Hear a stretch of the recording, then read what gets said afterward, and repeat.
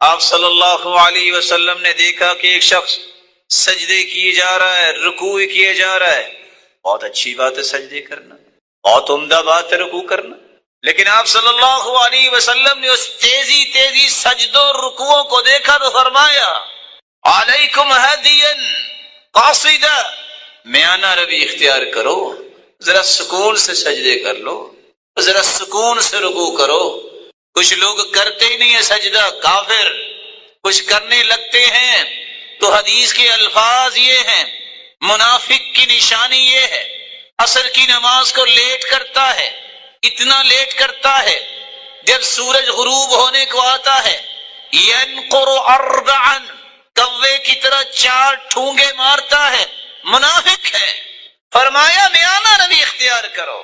آپ کو اللہ نے توفیق دے ہی دی ہے نماز پڑھنے کی تو ذرا سکون سے پڑھ لو، ذرا سکون سے رکوع کر لو. کیوں فرمایا ان الرجل لیصلی 60 سنہ، ایک شخص قیامت کے دن آئے گا 60 سال نماز پڑھ کے آئے گا، وما تقبل له صلاۃ، لیکن ایک بھی نماز اس کی قبول نہیں ہوگی. اللہ کے رسول صلی اللہ علیہ وسلم اس کی نماز قبول کیوں نہیں ہوگی؟ کیا اس نے سورۃ الفاتحہ نہیں پڑھی؟ حدیث میں آتا ہے یہ سورۃ الفاتحہ نہیں پڑھتا اس کی نماز نہیں ہوتی. اس نے وضو نہیں کیا، وضو کے بغیر نماز نہیں ہوتی. یہ دونوں باتیں بیان نہیں کی. آپ نے فرمایا لعلہ یتم الرکوع ولا یتم السجود ویتم السجود ولا یتم الرکوع، ہو سکتا ہے اس نے رکوع تو مکمل کیا ہو، سجدہ مکمل نہ کیا، سجدہ مکمل کیا ہو، رکوع مکمل نہ کیا. شاید آپ کو تو غصہ آتا ہوگا. بعض دفعہ کسی کو نماز پڑھتے دیکھتے ہیں سمیع اللہ لمن حمدہ، نہ جانے وہ پورا مسلمان بھائی کہتا بھی ہے کہ نہیں، سیدھا کھڑا بھی نہیں ہوتا، زمین پہ دے مارتا ہے اپنے ساتھ. والذین هم عن اللغو معرضون، اور جو لغویات سے پرہیز کرتے ہیں، اعراض کرتے ہیں. آج کی اس مجلس میں میری گفتگو کا محور 3 نکات ہوں گے. خشوع کیا ہے اور خشوع کے ساتھ کی گئی عبادت انسان کو کیا دیتی ہے، اور اگر خشوع کو اختیار نہ کیا جائے تو کن کن ہولناکیوں کا سامنا کرنا پڑے گا، اور آخر میں اس راستے کا تعین بھی کرنے کی ہم کوشش کریں گے جس راستے پہ چلتے ہوئے انسان خشوع اختیار کر سکتا ہے. خشوع یہ خشع یخشع سے ہے، جس کا مطلب ہے عاجزی اختیار کرنا. خشع ای سکن واطمئن، خشع فلاں شخص نے خشوع اختیار کیا یعنی پرسکون ہو گیا، مطمئن ہو گیا. عربی زبان میں 2 لفظ استعمال ہوتے ہیں، خشوع اور خضوع. دل کی عاجزی کا نام ہے خضوع، اور دل کے اندر اگر عاجزی آ جائے تو اس کا اظہار پھر جسم کے ہر عضو پہ ہوتا ہے، تو اعضائے جسم پر عاجزی کے اظہار کو خشوع کہتے ہیں. اس لیے عربی زبان میں کہا جاتا ہے لو خشع اذا خضع القلب خشعت الجوارح، دل کے اندر اگر عاجزی پیدا ہو جائے تو انسانی اعضاء کے اندر بھی خشوع پیدا ہو جاتا ہے. حسن بصری رحمت اللہ علیہ جب انہوں نے ایک انسان کو دیکھا کہ جو نماز تو پڑھ رہا ہے لیکن اپنے ہی بالوں کے ساتھ کھیل رہا ہے، تو کیا کہنے لگے؟ لو خشع قلبه لخشعت جوارحه، اگر اس کے دل میں خشوع ہوتا تو اس کے اعضاء پر بھی ظاہر ہو جاتا. یہ جو بالوں کے ساتھ کھیل رہا ہے، اور آپ اس کو سوء اتفاق کہہ سکتے ہیں کہ مسلمان دنیا جہان کی ترتیبات سے واقفیت تو حاصل کر لیتا ہے، مینرز، ایٹیکیٹ تو اس کو آ جاتے ہیں، لیکن اس بیچارے کو اس بات کا پتہ نہیں چلتا کہ کون سا کام نماز سے پہلے کرنا ہے اور کون سا کام نماز کے اندر کرنا ہے. کچھ بھول جاتے ہیں، ان کو خیال ہی بال درست کرنے کا اس وقت آتا ہے جب نماز شروع کرتے ہیں. کچھ بیچارے نماز شروع ہوگی اور ابھی ان کو خیال ہوتا ہے اوہ میرے تو لباس پہ سلوٹیں پڑی ہوئی ہیں، تو ان کو درست کرنے کا یہی شاید موقع ہے، پھر تو شاید نہ مل سکے. اور کچھ لوگوں کا یہ نظریہ ہوتا ہے کہ دنیا جہان کے تخیلات جو نماز سے پہلے تو نہیں آ رہے تھے، نماز میں کھڑے تو ہو جاتے ہیں لیکن اپنے ہی تخیلات کی وادی میں سیر کرنا شروع کر دیتے ہیں، اور حقیقتاً ان کو پتہ بھی نہیں چلتا۔ اگر سلام پھیرنے کے بعد ان سے گزارش کی جائے کہ امام محترم نے کون سی صورتیں تلاوت کی تو ان کو کچھ پتہ نہیں ہوتا۔ رسول اللہ صلی اللہ علیہ وآلہ وسلم نے اس کیفیت سے منع کیا ہے اور اس کیفیت کی نشاندہی کی ہے جس کیفیت کے ساتھ نماز پڑھنے سے انسان کی نماز اللہ کے ہاں قابل قبول ہو جائے۔ آپ یہ بات سن کے حیران تو ہوں گے، آج حالت تو یہ ہے، ایک وقت تھا جب اللہ کے رسول صلی اللہ علیہ وآلہ وسلم بلال سے فرمایا کرتے، ارحنا یا بلال، ارحنا، اذان کہیے، نماز پڑھیں، کچھ سکون مل جائے، ارحنا یا بلال۔ اور آج اگر کسی امام محترم کو توفیق مل جائے وہ صبح کی نماز میں 60 سے 100 آیات تک کی تلاوت کی سنت کو زندہ کر دے، یا اللہ کی توفیق سے سجدہ اس کا لمبا ہو جائے، تو مقتدی بول تو نہیں سکتے لیکن زبان حال سے ضرور کہہ رہے ہوتے ہیں، انقذنا یا امام، اے امام ہماری جان چھڑا دو، آج آپ کے پاس آئے، کل کو اس مسجد میں نہیں آئیں گے۔ فرق دیکھیے، کان اذا حسبه امر صلی، جب سرتاج رسول کو کوئی پریشانی لاحق ہوتی نماز پڑھتے، کان اذا اتاه امر يسر به خر ساجدا للہ، جب آپ کو خوشی ملتی تب بھی آپ اللہ کے سامنے سجدہ ریز ہو جاتے۔ غمی کو کنٹرول کرنا اور خوشی کے وقت اللہ کا اور شکر ادا کرنا، اس کا ایک ہی طریقہ سرتاج رسول نے اختیار فرمایا کہ اللہ کے سامنے گر جانا، اللہ کے سامنے کھڑے ہو جانا۔ اور یہاں تو حالت یہ ہے، نماز پڑھانے والے نے نماز پڑھائی، پڑھنے والوں نے پڑھ لی، 3 رکعتیں پڑھ کے عصر کی نماز پہ سلام پھیر دیا، نہ پہلی صف والے بولے نہ دوسری صف والے بولے، پیچھے سے آواز آئی، جناب آپ نے 3 رکعتیں پڑھی ہیں۔ انہوں نے خیر پہلی صف والوں سے پوچھا، کیوں جی میں نے 3 رکعتیں پڑھی ہیں؟ کہتے نہیں آپ نے 4 رکعتیں پڑھی ہیں۔ اس کو اور یقین ہو گیا، بھولنا، وَمَا سُمِّيَ الْإِنسَانُ إِلَّا لِلنَّسِهِ، انسان کو انسان اس لیے کہا گیا ہے کہ یہ بھول جاتا ہے۔ خود رسول اللہ صلی اللہ علیہ وآلہ وسلم نے ظہر کی 2 رکعتیں پڑھ کے سلام پھیر دیا، بھول گئے۔ لیکن میں جس بات کو پیش کر رہا ہوں وہ کیا ہے، دوسری صف والوں سے پوچھا، کہا نہیں آپ نے 4 ہی پڑھی ہیں۔ جناب آپ کو کیسے پتا چلا کہ میں نے 3 رکعتیں پڑھی ہیں؟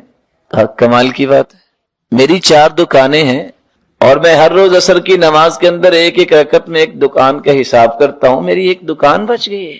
اس کو بھی اللہ کے بندے کو یہ نہیں ہے کہ میری رکعت رہ گئی ہے، وہ بیچارہ اپنی کیلکولیشنز میں پڑا ہوا ہے کہ میری ایک دکان کا حساب باقی ہے۔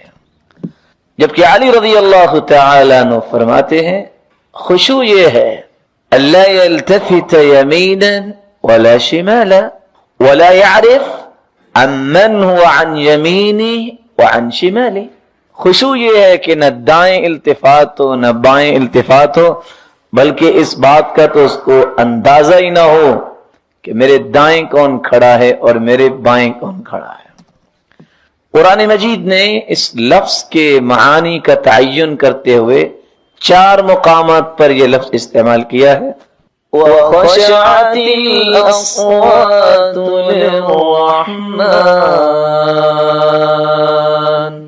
فَلَا تَسْمَعُ إِلَّا هَمْسًا، قیامت کے دن ہر آواز پست ہوگی، پستی کے معنی میں خشوع آیا ہے، اس لیے عربی زبان میں کہتے ہیں جدار خاشع، ایسی دیوار جو کھڑی کھڑی گر جائے اور زمین کے برابر ہو جائے، اس انداز سے انسان اللہ کے سامنے کھڑا ہو جائے، کم مائیگی کا اظہار کرتے ہوئے اپنے آپ کو گرا کر تخیلات کی وادی میں سیر نہ کرتا ہو بلکہ قلب و قالب اللہ کی طرف لگا لے۔ دوسری جگہ قرآن مجید نے خشوع کے معنی کا تعین کیا ہے، الذین هم فی صلاتهم خاشعون، خاشعون ای سکنت جوارحهم، وہ لوگ جو عبادت اس انداز سے کرتے ہیں کہ ان کے اعضاء سکون اختیار کرتے ہیں، طمأنینت ان کے اندر آ جاتی ہے۔ اور تیسرا معنی وَيَدْعُونَنَا رَغَبًا وَرَهَبًا وَكَانُوا لَنَا خَاشِعِينَ۔ انبیاء کی ہر بات کو اللہ تعالیٰ قبول کیوں فرماتے؟ ان کے اندر خشیت کی وہ کیفیت تھی۔ کیسی کیفیت؟ حدیث آپ نے سنی ہوئی ہے، ایک آیت پہ پوری رات گزار رہے ہیں محمد مصطفیٰ صلی اللہ علیہ وسلم۔ کون سی آیت؟ ان تعذبهم فإنهم عبادك وإن تغفر لهم فإنك أنت العزيز الحكيم۔ اے پروردگار عالم، یہ تیرے ہی بندے ہیں، تو اگر عذاب دے تو کوئی روک نہیں سکتا، اور اگر تو معاف کر دے تو تو نے مشورہ تو کسی سے نہیں کرنا، تیری ہی مرضی چلتی ہے۔ ساری رات اس آیت کو پڑھتے پڑھتے گزارتے۔ چوتھا مفہوم وَتَرَى الْأَرْضَ خَاشِعَةً فَإِذَا أَنزَلْنَا عَلَيْهَا الْمَاءَ اهْتَزَّتْ وَرَبَتْ۔ وَتَرَى الْأَرْضَ خَاشِعَةً اے جامدہ، انسان اس انداز سے جامد ہو کے کھڑا ہو، جیسا کہ صحیح بخاری بیان کرتی ہے، عبداللہ ابن الزبیر رضی اللہ تعالی عنہ كان اذا قام الى الصلاة كأنه عود، جب نماز کے لیے کھڑے ہوتے تو ایسے لگتا جیسے لکڑی گاڑ دی گئی ہے۔ ہاں شریعت نے اس بات کی تو اجازت دی ہے، رسول اللہ صلی اللہ علیہ وسلم نے جب صحابی کو تحیت المسجد پڑھنے کا حکم دیا جمعے کے دن، فرمایا فَلْيَتَجَوَّزْ فِيهِمَا، ذرا ان 2 رکعتوں کو جلدی سے پڑھ لو، لیکن رکوع اور سجدہ اس میں بھی مکمل ہونا چاہیے۔ صبح کی رکعتوں کے بارے میں عائشہ صدیقہ رضی اللہ تعالی عنہ فرماتی ہیں کہ آپ اتنی ہلکی پڑھتے کہ ہمیں لگتا ہے شاید کہ فاتحہ بھی پڑھی ہے کہ نہیں پڑھی، سورۃ الفاتحہ بھی پڑھی ہے کہ نہیں پڑھی، لیکن عام معمول یہ ہو رکوع اور سجدے میں کوئی خلل نہیں ہونا چاہیے۔ اس لیے رسول اللہ صلی اللہ علیہ وآلہ وسلم نے فرمایا ما من مسلم تحضره صلاة مکتوبہ، جس شخص کی زندگی میں فرض نماز کا وقت ہو گیا، فیتوضأ، وضو کرتا ہے، فیحسن وضوءها وخشوعها ورکوعها الا كانت له كفارة لما قبلها، اس نے وضو بھی اچھا کیا، خشوع بھی اچھا کیا اور رکوع بھی اچھا کیا، تو مالک الملک اس خشوع والی نماز کو کفارہ بنا دیتے ہیں۔ لیکن آج کل اللہ تعالیٰ جوانوں کی جوانی کی حفاظت فرمائے، جب نوجوان وضو کرتا ہے تو اس بیچارے کو اپنے بالوں کی ترتیب اور سیٹنگ کا ہی فکر رہتا ہے، مسح کرتے وقت بھی ہاتھ سر کے اوپر سے گزار لیتا ہے کہ وہ ڈیزائن خراب نہ ہو جائے، جبکہ بندہ مومن جب وضو کرتا ہے ہاتھ دھوتا ہے تو اس کے ذہن میں یہ ہونا چاہیے کہ اللہ تعالیٰ نے ہاتھوں کے گناہوں کو معاف کر دیا ہے۔ چہرے کو دھوتا ہے تو پلکوں کے نیچے چھپے ہوئے گناہوں کو بھی مالک فرما دیتے ہیں۔ بلکہ رسول اللہ صلی اللہ علیہ وسلم نے فرمایا فَإِنْ هُوَ قَامَ وَصَلَّى وَأَثْنَى عَلَيْهِ وَمَجَّدَهُ بِمَا هُوَ أَهْلُهُ وَفَرَّغَ قَلْبَهُ لِلَّهِ، اگر وضو کرنے کے بعد کوئی کھڑا ہو گیا ہے، اللہ کی تعریف کی ہے جو اس کی شان کو لائق ہے، تمجید بیان کی ہے، اور دل کو خالی کر کے کھڑا ہوا ہے، إِلَّا انصَرَفَ مِنْ خَطِيئَتِهِ كَيَوْمَ وَلَدَتْهُ أُمُّهُ، جب سلام پھیرتا ہے ویسے تو نماز سے فارغ ہو کے بیٹھتا ہے، لیکن حدیث یہ کہہ رہی ہے وہ اس طرح ہو جاتا ہے جیسے اس کی ماں نے اس کو آج ہی جنا ہے، کوئی بھی گناہ نہیں باقی بچتا۔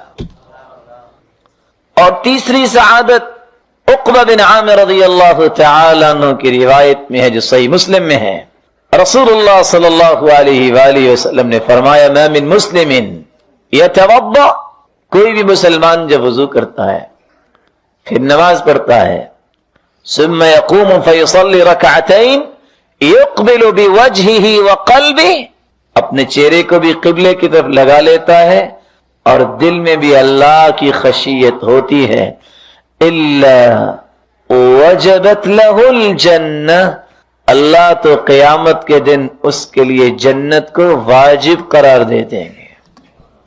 اللہ سبحانہ وتعالی ہمیں اس بات کی توفیق عطا فرمائے۔ عبداللہ ابن الشخیر رضی اللہ تعالی عنہ فرماتے اتیت النبی صلی اللہ علیہ وسلم وَلِصَدْرِهِ عَزِيزٌ كَعَزِيزِ الْمِرْجَلِ مِنَ الْبُكَاءِ، آج تو وہ دور ختم ہو گیا۔ میں سرتاج رسول کے پاس آیا اور آپ نماز پڑھ رہے تھے، آپ کے سینے سے رونے کی اس طرح آواز آ رہی تھی جس طرح ہنڈیا ابل رہی۔